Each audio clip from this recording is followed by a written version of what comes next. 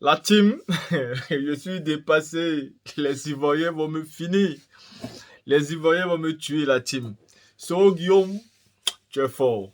Ouais, si tu veux ou si tu ne veux pas, tu dois respecter Soro Guillaume. Soro Guillaume est fort. La team, vous voyez cette photo qui est derrière moi. C'est le président du GPS, Soro Guillaume, en train de manger dans un restaurant en Côte d'Ivoire. Oui, la photo qui fait bouger les organes de M. Alassane Draman Ouattara et tout le RHDP. Soro Guillaume qui a rajeuni, il a d'abord le pouvoir. Ah ouais, Soro Guillaume, c'est l'homme, ouais. Le type là, c'est quelqu'un. C'est vraiment un garçon. S'il dit qu'il va te traumatiser, il va te traumatiser. S'il dit qu'il va te faire passer des nuits blanches, tu vas passer des nuits blanches. Soro Guillaume a donc un sosie en Côte d'Ivoire qui a une ressemblance mais forte. Quand vous voyez cette photo là, dites-moi, est-ce que vous-même vous n'êtes pas convaincu que c'est Soro Guillaume en plus jeune? Est-ce que vous n'êtes pas convaincu que c'est Soro Guillaume dans ses années de Brest, où il se battait encore, où il cherchait encore, coûte que coûte, à entrer dans la rébellion pour déstabiliser son pays et faire régner la dictature de M. Alassane Draman Ouattara. Voici donc une photo qui est en train de faire le tour des réseaux sociaux, où on nous fait comprendre que Soro Guillaume est de retour en Côte d'Ivoire et qu'il est en train de manger dans un restaurant.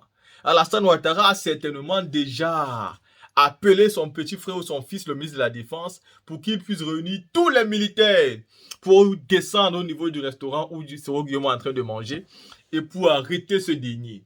Mais malheureusement ou heureusement pour lui, je ne sais pas, ce n'est qu'un sosie la team. Ne prenez pas cette affaire au sérieux. Il faut qu'on blague de temps en temps. Voici donc une photo de Soro Guillaume que vous voyez ici, mais qui fait bouger la toile à l'heure où je vous parle et tout le monde en parle. On dit que Soro Guillaume est de retour en Côte d'Ivoire pour certains et pour d'autres, ce n'est qu'un sosie. Moi aussi, je vous avoue que cette photo m'a surprise. Je l'ai regardée à maintes reprises. Je l'ai téléchargée, je l'ai gardée depuis, mais j'attendais d'en savoir un peu plus sur ce qui se passe. Et à la suite de toutes les informations, j'ai compris que ce n'était ni près ni loin Soro Guillaume, mais on ne parle même pas d'une photo ni récente ni avant, rien à voir. Ce n'est pas Soro Guillaume, mais je veux bien savoir c'est qui. Parce que oui, chacun trouve son sosie ici dehors, mais pas avec cette qualité de ressemblance. C'est tellement frappant, c'est tellement flagrante. La team à côté de ça, je vais vous laisser également la vidéo de Jean-Louis Billon qui dénonce le traitement du gouvernement d'Alassane Ouattara au niveau de la santé, au niveau des CHU à Abidjan. Et c'est important pour vous d'écouter cette vidéo. La team, écoutons. Camarades d'Afrique, l'heure est grave. La Côte d'Ivoire, mon pays va mal. Quand Baro Koné décrit la souffrance des Ivoiriens, les gens pensent que j'abuse. Frère, mais oh, mon pays va mal. Mon pays va mal. Il faut écouter le député Jean-Louis Billon. Lui, il est parti à Dabakara. C'est qu'il est à l'intérieur de la Côte d'Ivoire. Ce qu'il a vu, ce qu'il a entendu. Oh, ce pays va mal. Draman, il faut qu'on le cherche. J'ai dit aux Ivoiriens, on va se lever pour chercher Draman. Ce vieux-là, il est maudit. Il est maudit. Il est maudit, il faut le chasser. Hein? Camarade d'Afrique. On écoute Jean-Louis Billon et puis on connaît avec décortiquer. Normalement, je suis débat quoi, je suis découragé, je suis découragé. On écoute la vidéo. Monsieur le Président, je voudrais revenir sur le CHU de Yopougon et faire remarquer qu'il est fermé depuis novembre 2019. Ça va faire 4 ans bientôt. Donc, la réhabilitation est plus longue que la construction de ce CHU. Je pense que pour les populations de Yopougon, c'est un surcoût pour la santé, puisque les malades qui doivent aller vers un CHU sont orientés vers les autres CHU de la ville. En plus du coût de la santé, ils doivent payer le transport. Alors, je rappelle le coût de la santé parce que on nous parle de la CMU, elle n'est toujours pas parfaite, même si il faut avouer qu'il y a eu quelques améliorations, elle n'est toujours pas parfaite. et faire remarquer que quand on est à l'intérieur du pays, la CMU, personne n'en parle, personne ne connaît. Et je viens de Tabakala, la CMU oublions, mais même l'hôpital normal, c'est vous qui payez tout. Et si jamais vous devez évacuer quelqu'un sur Kachula ou sur Bouaké, même le carburant de l'ambulance vous demande de le payer. Donc il y a même une grosse défaillance dans le service médical. Donc on ne peut pas dire que la santé est gratuite. Et je voudrais terminer sur le plan de la santé en disant que les médicaments coûtent encore trop cher. Quand on voit la différence de prix entre certains médicaments achetés en pharmacie ici, en Côte d'Ivoire, il est normal que des familles entières vous demandent quand vous voyagez de ramener tel ou tel médicament parce que ça coûte 10 à 15 fois moins cher ailleurs. C'est quelque chose qu'il faut voir, je ne sais pas si c'est la fiscalité ou quoi que ce soit, mais il y a un problème, surtout que ce sont des médicaments que nous ne fabriquons pas ici en Côte d'Ivoire.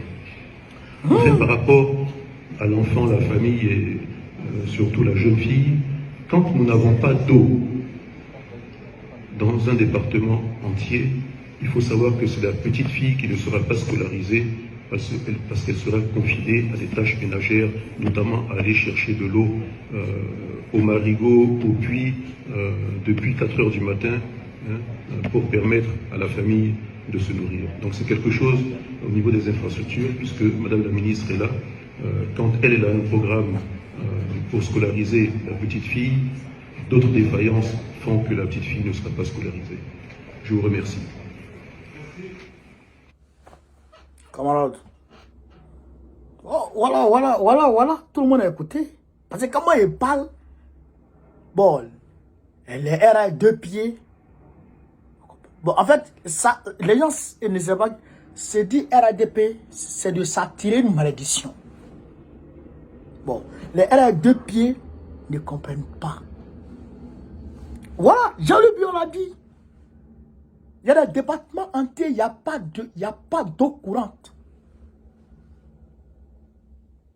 Les petites filles se lèvent matin, 4 heures, 5 heures, pour aller chez l'eau, puis pour pouvoir préparer matin le petit déjeuner.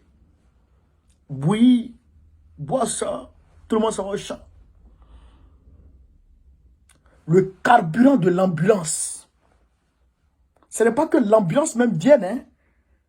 Viennent te prendre, c'est que ce n'est pas la rapidité d'exécution de la tâche de l'ambulancier dont on parle ici. Est-ce que l'ambulance arrive vite quand on l'appelle ou bien l'ambulance n'arrive pas vite? Ce n'est pas de ça qu'on parle ici. On parle du carburant qu'on met dans l'ambulance là. Souvent l'ambulance est garée, il n'y a pas de carburant dedans. Draman n'a pas mis de carburant dans l'ambulance. Donc toi qui as ton parent qui est malade là, c'est toi qui dois payer le carburant pour mettre dans l'ambulance pour qu'on prenne ton parent pour aller à lui. Si tu as vu l'ambulance même de tes yeux d'abord, ça c'est la Côte d'Ivoire.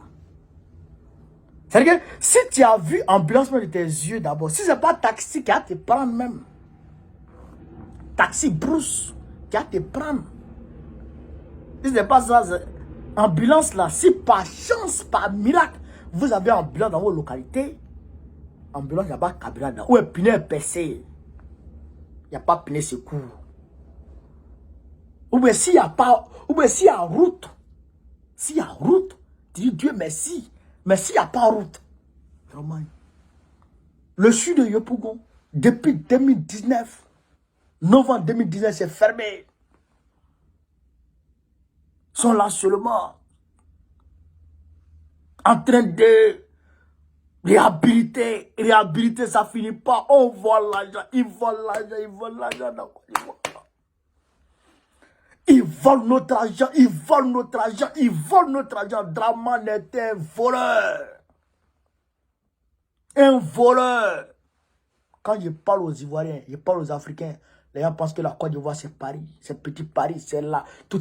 La vie est belle, tout est rose. C'est Abidjan Sud. Quand on vous miroite, Abidjan n'est pas la Côte d'Ivoire. Abidjan est la capitale économique de la Côte d'Ivoire. Mais Abidjan n'est pas la Côte d'Ivoire. Abidjan fait partie de la Côte d'Ivoire. Ça, c'est une précision. Abidjan fait partie de la Côte d'Ivoire. La Côte d'Ivoire, c'est 322 462 km². Du nord au sud, de l'est à l'ouest, en passant par le centre. Ça, c'est la Côte d'Ivoire. Est-ce que vous êtes arrivé là-bas? Est-ce que vous voyez là-bas? C'est ça, Jean-Louis Biya est en train de vous dire là. Kachola, derrière Boaki, en allant au nord.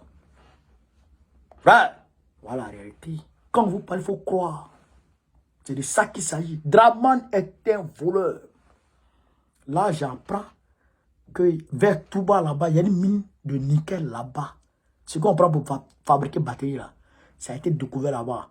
Les gens là vont voler ça. On ne sait pas. Je ne sais pas si ça a déjà été mis dans les budgets de l'État, si ça a été déclaré. Je ne sais pas.